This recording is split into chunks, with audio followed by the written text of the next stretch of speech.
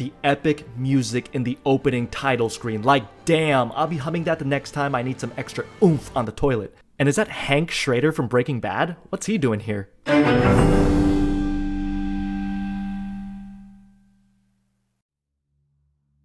What's going on, Tiger Bite Gang? Summertime is officially upon us, if you're in the Northern Hemisphere, and summertime is usually associated with blockbuster superhero movies in theaters.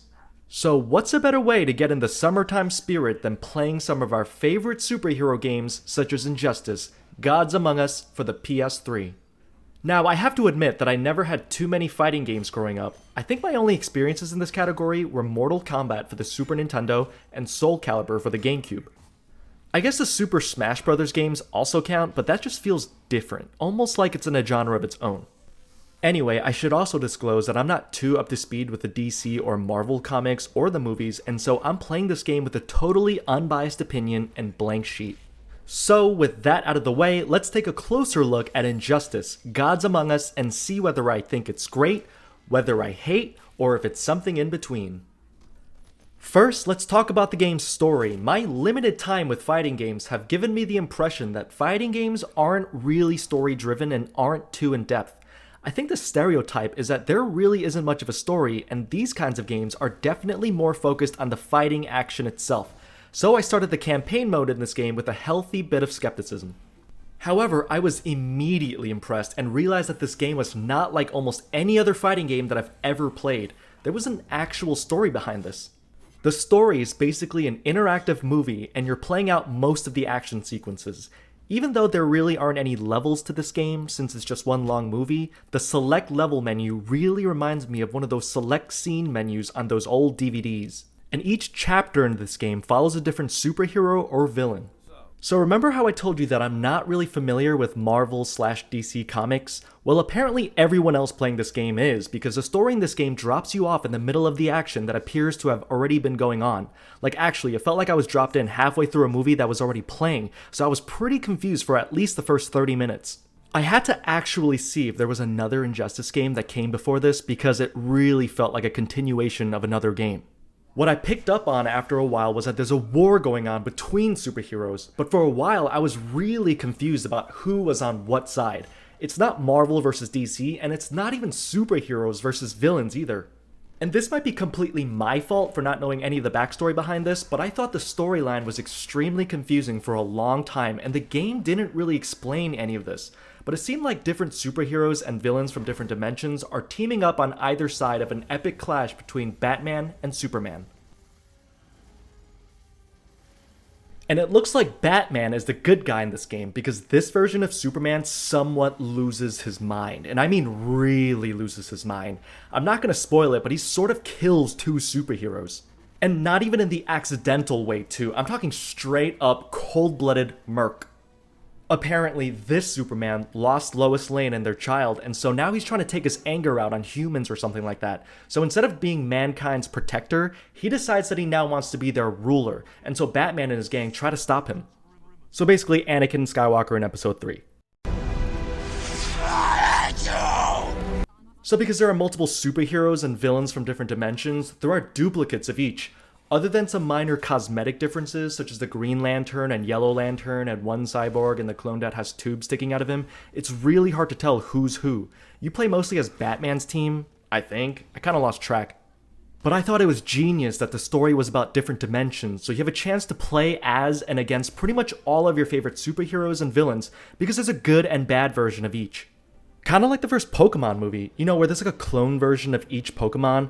I guess minus the Kumbaya at the end where all of them get together and their tears apparently have the same power as Fox, the Phoenix, and Harry Potter. But anyway, in this game, there are a lot of times when you're basically fighting a clone of yourself, which is pretty damn awesome. But not as awesome when you both do unblockable back-to-back superpower moves that are exactly the same. I'll talk more about this later.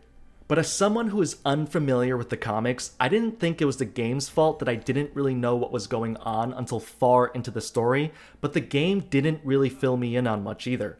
Either way, this is a great introduction to me learning about all of the different superheroes, and it was entertaining enough to keep me engaged regardless. I could imagine how cool this would be for die-hard fans of the comics, because even I was kept engaged and interested throughout the game. And with that, let's go to the gameplay itself. I thought the fighting in this game was super fun, and I really loved how you can use so much of your environment in your fights. Your arena didn't really feel like an arena, but an actual, real setting. Your environment is very much alive, and it crumbles around you as the fight rages on. You can pick up large objects such as statues, cars, and motorcycles and smash them into your opponents. Also, every arena appears to have two separate areas. You start off in one, and you can kick or throw your enemy through a wall, and you will both be transported to a second arena. It was so interesting to see the different animations for these sequences, and it really made me want to explore the different arenas. Exploring in a fighting game? Never thought I would ever say that. In terms of the fighting mechanics, they're pretty crisp and responsive. Your attacks really look heavy, and you can feel the impact that your punches, kicks, and special moves are having on your opponents. Even the lightest of punches feel like they're actually inflicting damage. You feel the weight behind every attack. And every attack that you land charges up this meter, and if you fill it, you can use your character's ultimate superpower move. And I thought it was really cool that you're taking control of different superheroes that you grew up with, and I was constantly excited to see who you would control next and what their unique powers and moves are. I was so curious to experience and try out each character's special moves. Each character feels so different from the next, and you can tell that the developers truly knew their source material. It wasn't like some games where all the characters are essentially the same but with different skins. You can truly tell the difference from when you control Batman, to Superman, to Wonder Woman, Aquaman, Joker, and the Flash. Each one feels so unique. Also, each character has their own special characteristic. For example, the Flash can slow time, Batman can use gadgets. It takes some time to master this, which is why the game has so much more depth than your typical fighting game, and with such a wide variety of unique characters to choose from, I was kept thoroughly entertained for such a long time.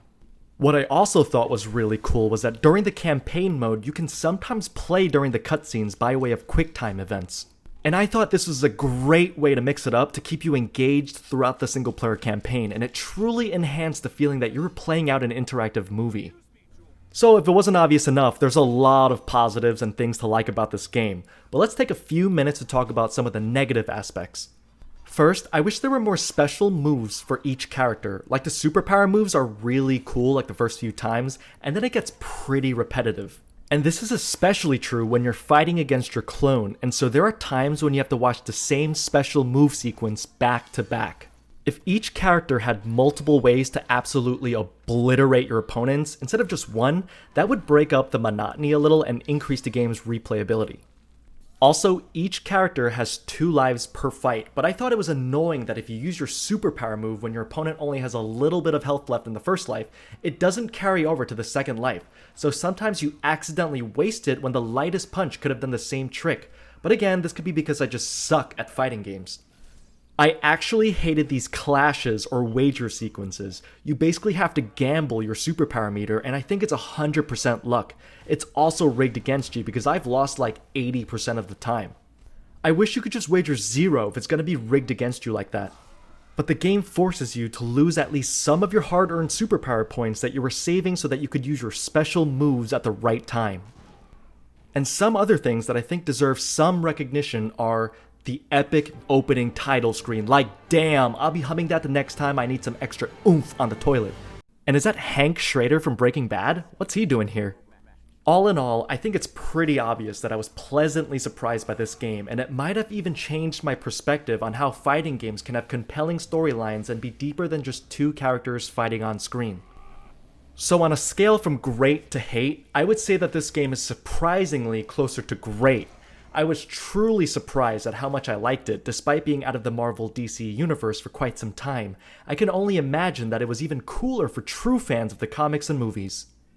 Anyway, that's it for this review. I hope you enjoyed it, and if you're looking for more, make sure you tickle the like button and subscribe to the channel. And as always, stay true. Peace out, Tiger Bite crew.